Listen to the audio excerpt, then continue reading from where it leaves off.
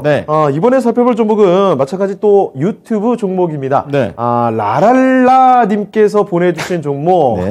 라랄릴라. 발음하기 되게 어렵네요. 네. 지금 우양입니다. 소위 그 마켓컬리 관련주로 좀 테마주로 시장에서 엮여있죠. 좀 거론이 되는 종목인데, 네. 그래서 그런지 마켓컬리 IPO에 대한 기대감 때문에 최근 들어서 좀 올라왔죠. 자, 그런데, 그래서 저는 최근에 고점이 6,220원까지 있었기 때문에 네. 이분이 지금 매수하신 가격 6,202원에 20%거든요. 제일 높을 때. 이거 최근 들어오신 건가 싶었는데 아닙니다. 지금 사연 보니까요. 1년이 다 되어 간다라고 하셨거든요. 자, 그렇다면 한동안 고생하시다가 이제서야 이제 매수가 근처까지 다시 온 거예요. 기회네요. 자, 그러면 이제 어떤 판단 내리면 좋을지 살펴보겠습니다. 자, 이재필 전문가님, 우양 가지고 계시다가 1년 보유하셨대요. 이제 최근 들어서 이 매수가 근처까지 좀 오는 모습인데, 자, 그러면 이제부터는 어떤 판단 내릴까요? 예, 이 우양은 핫도그가 되게 맛있습니다. 저도 좀 자주 사 먹고 그러는데요. 자, 지금 시장에서 가장 좀 화두가 되고 있는 부분들이 에그플레이션이라는 거, 이런 부분들이 시장에서 좀 화두가 많이 되고 있죠. 오늘은 이 음식료 관련되는 쪽들이 뭐 이쪽 우양뿐만 아니라요.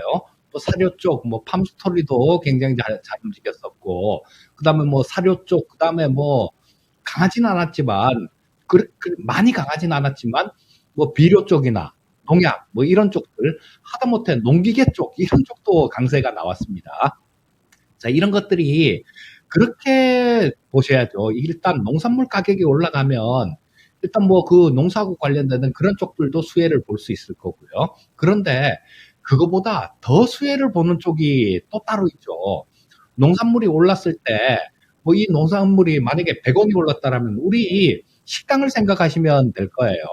뭐 우리 중국집에 만약에 짜장면이다 그러면 밀가루가 한 포에 1,000원이 오르면요. 짜장면 한 그릇에 1,000원씩 올리잖아요.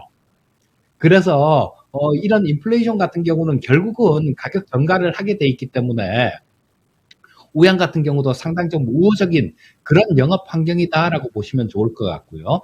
지금 돈도 워낙 많이 풀려 있고 지금 뭐 우크라이나 쪽까지도 조금 시끄러운 그런 상황이기 때문에 이 에그플레이션이라는 거 이런 부분들이 그렇게 빠른 시일 내에 쉽게 잠잠해지는 않을 것 같습니다. 그리고 갈수록 이상기후다 뭐다 이렇게 해갖고 막 우려감들 이런 부분들은 커질 거고요.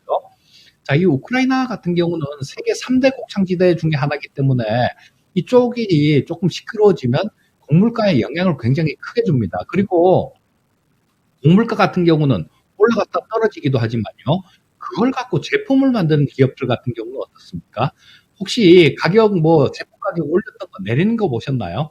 저는 못 봤습니다. 그 가격으로 그냥 굳어지는 거기 때문에 나중에 농산물 가격이 또 도로 좀 떨어지면 그게 고스란히 이익으로 남기 마련이에요.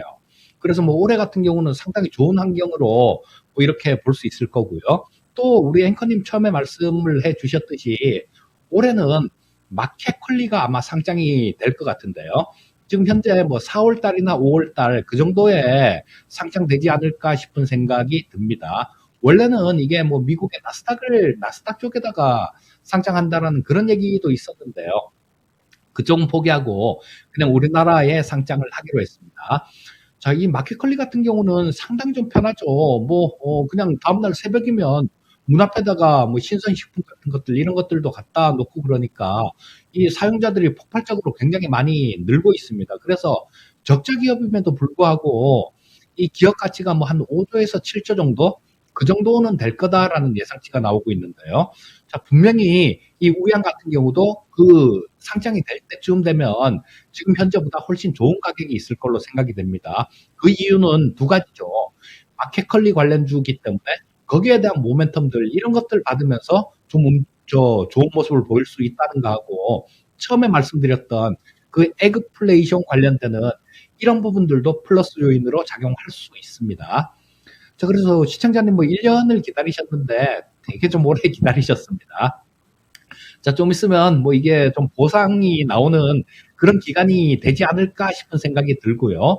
자, 보시게 되면 뭐 지금 최근 들어갔고 여기 보시게 되면 여기 외국인들이죠. 외국인들도 뭐 조금 입질도 좀 있고요. 그런 모습들입니다.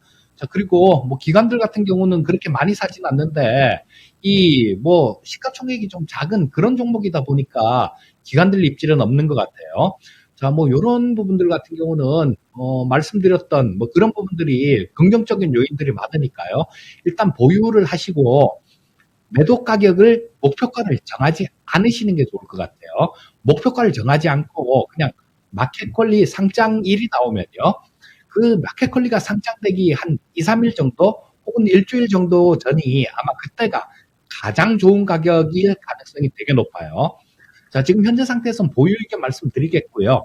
자, 뭐 그 마켓컬리 상장하기 며칠 전 정도에 매도를 하시면 좋을 것 같은데 만약에 이 부분이 좀 헷갈리고 그러시면요.